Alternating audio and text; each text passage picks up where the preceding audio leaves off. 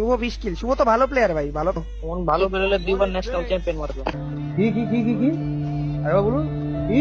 কোন ভালো বেরোলে দুইবার ন্যাশনাল চ্যাম্পিয়ন মারবে।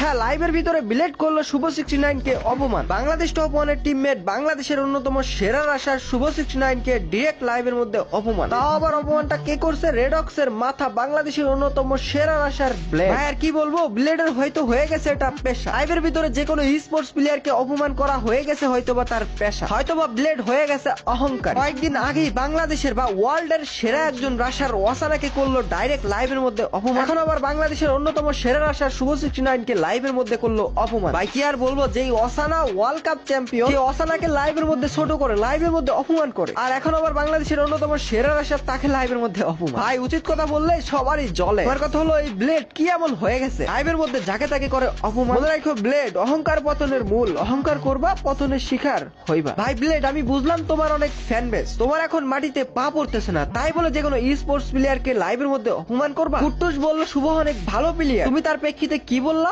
শুভ 20 কিল। শুভ তো ভালো প্লেয়ার ভাই, ভালো তো। কোন ভালো বেরোলে দুইবার ন্যাশনাল চ্যাম্পিয়ন মারবে।